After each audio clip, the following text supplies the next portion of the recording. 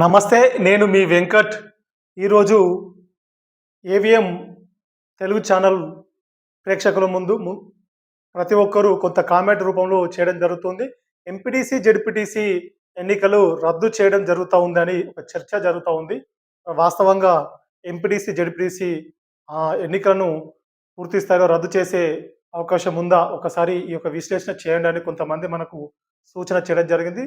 ఇప్పుడు మనము MPTC, ZPTC అసలు ఎన్నిక నిజంగానే రద్దు కావడం జరుగుతుందా? ఒక్కసారి మనం దీని గురించి మనం పూర్తి స్థాయిలో మీ ముందుకు తీసుకొచ్చే కొన్ని అంశాలను ప్రయత్నం చేస్తున్నాం. ముఖ్యంగా మనము అసలు ఎంపీటీసీ, జెడ్పీటీసీ ఈ యొక్క పదవులను ముఖ్యంగా అసలు ఎందుకు రద్దు చేయాలి? సో రద్దు చేయడానికి ప్రధాన కారణం ఏంటి అసలు? అనేది ఇప్పుడు మనకు ఒక చర్చ.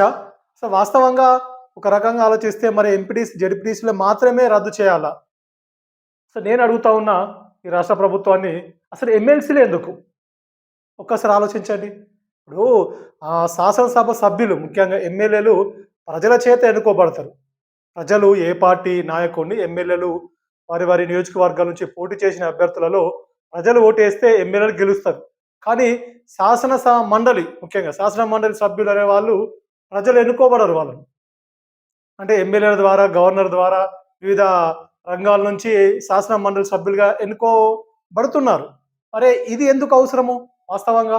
సరే ఎంపీటీసీ, జెడ్పీటీసీ ఎన్నికలను రద్దు చేస్తే చేయండి, ఓకే పర్లేదు. కానీ మరి శాసన మండలి సభ్యులు ఎందుకు? అసలు శాసన మండలి ఎందుకు? ఇది కూడా ప్రభుత్వం ఆలోచించాలి కదా. మరి లక్షల లక్షల జీతాలు వారికి ఒక్కొక్కరికి చాలా పెద్ద ఎత్తున ఇదంతా అవసరమా? మరి ఖర్చులు అనేటివి కూడా ఆలోచించాలి కదా. సరే ఇప్పుడు ఒకసారి మనం ఈ యొక్క చర్చలోకి పోతే ముందుగా మన ఏవిఎం తెలుగు ఛానల్ని ప్రతి ఒక్కరు సబ్స్క్రైబ్ చేయండి, ప్రతి ఒక్కరు బెల్ బటన్ నొక్కండి. ముఖ్యంగా ఈ వీడియోని మొత్తం పూర్తిగా చూడండి. ఈరోజు మనం ఈ ఎంపీటీసీ, జెడ్పీటీసీ ఎన్నికలు అసలు రద్దు చేస్తారా ఈ రాష్ట్ర ప్రభుత్వం?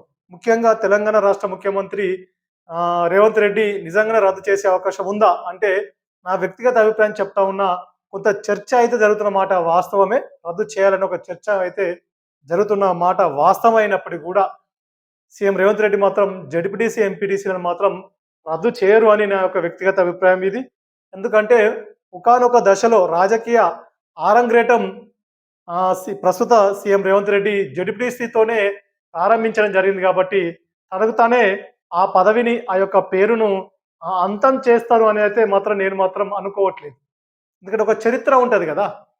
ఒక చరిత్ర సీఎం రేవంత్ రెడ్డి అంటే ఒక జెడ్పీటీసీ స్థాయి ఒక ఇండిపెండెంట్ అభ్యర్థిగా జెడ్పీటీసీగా పోటీ చేసి ఈరోజు ఒక సీఎం స్థాయికి ఎదిగినటువంటి రేవంత్ రెడ్డి, ప్రస్తుత ముఖ్యమంత్రి రేవంత్ రెడ్డి ఒక జెడ్పీటీసీ స్థానాన్ని, ఆ యొక్క జెడ్పీటీసీ పదవులనే పూర్తి స్థాయిలో కనుమరుగు చేస్తారంటే మాత్రం నేను వ్యక్తిగతంగా ఇది నేను చేయరని ఒక భావిస్తూ ఉన్నా. ఎందుకంటే తను రాజకీయ అరంగేటం చేసినటువంటి పదవులను ఆ యొక్క చరిత్ర చెప్పుకోవడానికి మిగిలి ఉండాలి కదా. తన చరిత్ర కదా. ఇప్పుడు తను ఉన్నా లేకున్నా తర్వాత కూడా ఫ్యూచర్లో భవిష్యత్తులో కూడా రాబోయే తరాలు కూడా చరిత్రలో చదువుకోవాలి, చరిత్రలో చర్చించుకోవాలంటే కూడా జెడ్పీటీసీ పదవి అనేది ఒకటి ఉండాలి కదా. అవునా కాదా? ఇది వాస్తవంగా ఒకసారి ఆలోచించండి. నేనేమనుకుంటున్నా అంటే చిట్ట సమయంలో కూడా కొంత చర్చ వచ్చి ఒకరిద్దరు మంత్రులు కానీ, ఒకరిద్దరు నాయకులు కానీ, ఒకరిద్దరు అధికారులు కూడా ఈ యొక్క వ్యవస్థను తీసివేస్తేనే బాగుంటుందని కొంత చర్చ చేస్తున్న మాట వాస్తవమే. అయినప్పటికీ కూడా ప్రస్తుత సీఎం రేవంత్ రెడ్డి మాత్రం ఖచ్చితంగా ఈ విషయంలో మాత్రం ఒప్పుకోరనే మాత్రం నేను వ్యక్తిగతంగా భావిస్తూ ఉన్నా. ఎందుకంటే తను ఒక జెడ్పీటీసీగా రాజకీయ ఆరంగేటం చేసినటువంటి ప్రస్తుత ముఖ్యమంత్రి ఈ విధంగా తన ఆరంగేట పదవినే పూర్తి స్థాయిలో కనుమరుగు చేస్తారని మాత్రం నేను నా రాజకీయ విశ్లేషణతో మాత్రం ఇది అలా జరగదని మాత్రం భావిస్తూ ఉన్నా. ముఖ్యంగా అసలు ఎంపీటీసీ, జెడ్పీటీసీలు ఒకవేళ నిజంగా తీసివేస్తే అధికారంలో ఉన్న కాంగ్రెస్ పార్టీకి మాత్రం చాలా ఇబ్బందికరంగా ఉంటుంది. ఎందుకంటే గ్రామాల్లో ఉన్నటువంటి మండల స్థాయిలో ఉన్నటువంటి నాయకులు, కార్యకర్తలు పెద్ద ఎత్తున దాదాపు 5,000 దాదాపుగా కొన్ని మండలాలకు జెడ్పీటీసీలుగా, ఎంపీటీసీలుగా చాలా మంది రాజకీయ ఉపాధి మాత్రం కోల్పోవడం జరుగుతుంది కదా. ఈ నష్టాన్ని ఏ విధంగా పూడ్చే అవకాశం ఉంటుంది మరి భవిష్యత్తులో? ఇది అసాధ్యం అవుతుంది కదా. ఇక్కడ ఇబ్బంది ఏర్పడుతుంది కదా. రాజకీయ ఉపాధి కోల్పోవడం జరుగుతుంది కదా. వాస్తవమైన విషయం కదా. ఇప్పుడు కావాలని కొరితో అదేదో పెట్టుకున్నట్టుగా అవుతుంది కదా. ఇక్కడ కార్యకర్తలు అసంతృప్తికి గురయ్యే అవకాశం ఉంటుంది కదా.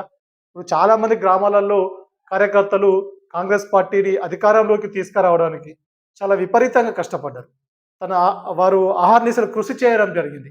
ఇవాళ కాంగ్రెస్ పార్టీ కార్యకర్తల కష్టము, వారి యొక్క చెమట చుక్కలతోటి ఇయాల తెలంగాణ రాష్ట్రంలో కాంగ్రెస్ పార్టీ అధికారంలోకి రావడం జరిగింది.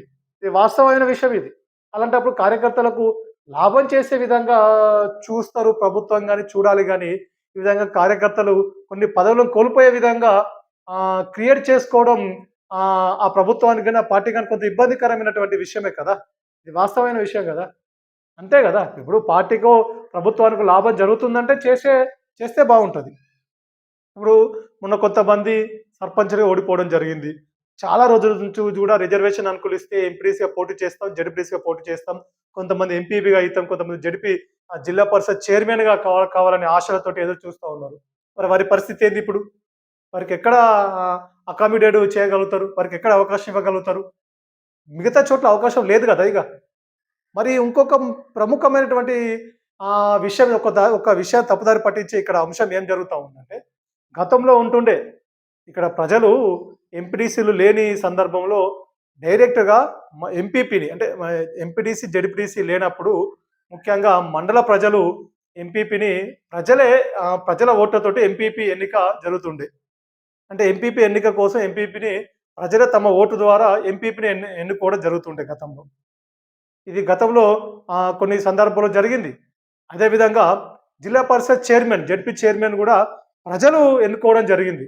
ప్రజలు ఓట్లేసి జిల్లా పరిషత్ చైర్మన్, వారి జిల్లా యొక్క జడ్పీ చైర్మన్, మండల పరిషత్ అధ్యక్షుడు ఎంపీపీని ప్రజలే డైరెక్ట్ ఎన్నుకోవడం జరిగింది. ఇప్పుడు కొత్త వింత చర్చ జరుగుతా ఉంది. సర్పంచులు ఎంపీపీని ఎన్నుకోవడం జరుగుతది అని ఒక చర్చ జరుగుతా ఉంది. అది నిజంగా అది సాధ్యమైతదా? ఇప్పుడు సర్పంచులు ఎంపీపీని ఎన్నుకుంటే మరి జడ్పీ చైర్మన్ ఎవరు ఎన్నుకోవాలి? ఎంపీపీలు ఎన్నుకోవడమా? ప్రజలు ఎన్నుకునే విధంగా ఉండాలి. డైరెక్ట్ ఎన్నిక. అసలు ఒకవేళ మీరు మార్పులు, చేర్పులు చేయాలని ఒక ఆలోచన ఉంటే ప్రజలు ఓట్లేసే విధంగా ఉండాలి. ప్రజాస్వామ్యంలో ఏ నాయకుడైనా జిల్లా పరిషత్ చైర్మన్ అయినా, ఎంపీపీ అయినా, ఇంకొక పదవి అయినా ప్రజలకు అవకాశం ఇవ్వాలి. ప్రజలు ఏ నాయకునికి అవకాశం ఇవ్వాలనుకుంటే ప్రజలకు ఆ యొక్క నిర్ణయం, ఆ యొక్క అధికారం ఉండాలి గాని నాయకులదేంది? తెలుసు కదా! నాయకులు ఎవరు ఎందుకు ఓటేస్తారు అనేది గూడా.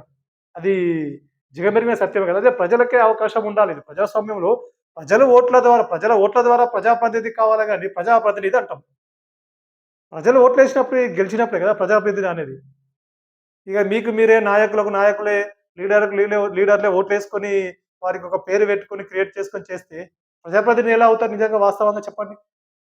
ప్రజాప్రతినిధి అంటే ప్రజల ఓట్ల ద్వారా గెలిచిన వారే ప్రజాప్రతినిధి అనాలి గూడా. అది ఇదే న్యాయమైనది. సరే ఒకవేళ మార్పులు తీసుకొచ్చే పరిస్థితి చేస్తే నిజంగా చేయండి. ఓకే. కానీ జిల్లా పరిషత్ చైర్మన్, జడ్పీ చైర్మన్ అయినా, ఎంపీపీ అయినా అది ఏ పదవి అయినా మీరు ఏ పేరైనా పెట్టండి. కానీ వాటికి మాత్రం స్వచ్ఛందంగా నేరుగా డైరెక్ట్‌గా ప్రజలు ఓట్లేసి గెలిపించే పరిస్థితులు ఉండాలి. అట్లాంటి అవకాశం ఇవ్వండి. కానీ ప్రజలకు ఓటును కోల్పోయే విధంగా వారికి ప్రజలు ఓట్లేయకుండా చేయడం అది దుర్మార్గమైనటువంటి చర్య అయితది వాస్తవంగా. ఈ ప్రజలలో వ్యతిరేకత వస్తది. ఇది వాస్తవమైన విషయం ఇది. అది ఏ పదవైనా అది వార్డ్ మెంబర్ నుంచి మొదలుపెట్టుకుంటే ఎంపీ అయినా, ప్రధానమంత్రి అయినా సరే ప్రజలు ఎన్నుకోవాలి. ఎవరు ప్రధానమంత్రి గావాలి, ఎవరు ఎంపీ గావాలి, ఎవరు రాష్ట్ర ముఖ్యమంత్రి గావాలి, ఎవరు ఎమ్మెల్యే గావాలి, ఎవరు జిల్లా పరిషత్ చైర్మన్ గావాలి, ఎవరు ఎంపీపీ గావాలి, ఎవరు సర్పంచ్ గావాలి, ఎవరు వార్డ్ మెంబర్ గావాలి అనేది ప్రజలు నిర్ణయించుకునే అధికారం ప్రజలకు ఉండాలి. ప్రజలకే ఇవ్వాలి. అది రాజ్యాంగం ఒక హక్కు. అది ప్రజాస్వామ్యం ఒక హక్కు. ఈ విధంగా ఉండాలి గాని నాయకులే కూర్చొని ఈ నాయకుడు ఉండాలి. అవేమైనా పార్టీ పదవులు గాదు గదా! ప్రజాప్రతినిధి గదా! ప్రజాప్రతినిధి అన్నప్పుడు ప్రజల చేత ఎన్నిక అనేది జరగాలి గదా! అంతే గదా! ఇది ప్రజాస్వామ్యాన్ని కాపాడినట్టు మనం. మీరు ఒకవేళ నిజంగా కొంత మీడియా వార్తల్లో వస్తున్నట్టుగా ఎంపీటీసీ, జడ్పీటీసీ రద్దు చేస్తామని ఒక చర్చ జరిగితే, సరే చేస్తారా, చేయరా అనేది అది మీ ప్రభుత్వ ఆలోచన, మీ రాష్ట్ర ప్రభుత్వం యొక్క నిర్ణయము. కానీ ఏ పదవి మీరు దాని యొక్క తీసివేసినా, ఒకవేళ కంటిన్యూ చేసినా గూడా ప్రజలు ఓట్లేసే విధంగా మాత్రమే ఉండాలి. ప్రజలు ఓట్ల ద్వారా ఎన్నిక అయ్యే అవకాశం మాత్రమే ఉండాలి. మిగతా సర్పంచ్‌లో లేకపోతే ఎంపీటీసీలో, ఎంపీపీలో పోయి జడ్పీ చైర్మన్ ఓట్లేయడము, వారికి వాళ్ళే క్యాంపులు పెట్టుకొని, ఈ కమర్షియల్‌గా క్రియేట్ చేసి, ఒక బిజినెస్ వ్యవస్థగా తీసుకొచ్చి, ఈ కాంట్రోవర్షియల్ మాత్రం చేయకండి వాస్తవంగా. ఇది సరైన విధానం కాదిది. ఎందుకంటే ప్రజాస్వామ్యాన్ని కూని చేసిన వారైతారు ఇది వాస్తవంగా చెప్తున్నా ఇది. ఎందుకంటే ఒక ప్రజాప్రతినిధి అయితే గల్లీ నుంచి ఢిల్లీ వరకైనా సరే, ఏ ప్రజాప్రతినిధి అయినా సరే, చిన్న స్థాయి ప్రజాప్రతినిధి అయినా సరే, లేక పెద్ద స్థాయిలో ఉన్న ప్రజాప్రతినిధి అయినా సరే, ప్రజల ఓట్ల ద్వారా గెలిచినటువంటి ప్రజాప్రతినిధి మాత్రమే ఉండాలి. ఇది వాస్తవమైనది. ప్రజాస్వామ్యానికి కూడా మంచిదిది. ప్రజల ఓట్ల ద్వారా గాకుండా ఆ మిగతా ద్వారాల ద్వారా ఎన్నిక అయ్యేటువంటి ఏ వ్యవస్థలను ఉన్నాయండి. వాస్తవంగా ధనవంతులు, పెద్ద పెద్ద పెట్టుబడిదారులు, కాంట్రాక్టర్లు మాత్రమే, పెద్ద పెద్ద వ్యాపారవేత్తలు మాత్రమే ఆ ఈ యొక్క రంగంలోకి వచ్చి భ్రష్టు పట్టించే అవకాశం మాత్రం ఉంటది. ఇది వాస్తవమైన విషయం గదా! ఇప్పుడు ప్రజలు ఓట్ల ద్వారా గెలిచినప్పుడే నిజమైన నాయకులు, ఒక మంచి నాయకుడిని ఎన్నుకునే అవకాశం ప్రజలకు ఉంటది. ప్రజలు మెచ్చిన నాయకులు, ప్రజలు కోరుకున్న నాయకులు ప్రజాప్రతినిధి కావాలి గానీ, ఎవరి ద్వారానో వచ్చి ఆ నాయకుడు ఆ కుర్చీలో కూర్చుంటే సరైన విధానం కాదు గదా! వాస్తవమైన విషయమే గదా ఇది. అందుకే ఖచ్చితంగా ఇది సుదీర్ఘంగా ఆలోచించాల్సిన అవసరం ఉంటది. ఏ నిర్ణయం గూడా తప్పుడు నిర్ణయం తీసుకున్నా అది రాష్ట్ర ప్రభుత్వం గాని, పార్టీపై కాంగ్రెస్ పార్టీపై గూడా పడే అవకాశం చాలా తీవ్రంగా ఉండే అవకాశం ఉంటది. వాస్తవంగా అన్ని కోణాల్లో గూడా ఆలోచించాల్సిన అవసరం ఉంది. ఏదో తొందరపడి నిర్ణయాలు తీసుకోవడం వల్ల రేపు భవిష్యత్తులో రాజకీయ ఇబ్బంది ఎదుర్కొనే పరిస్థితి మరి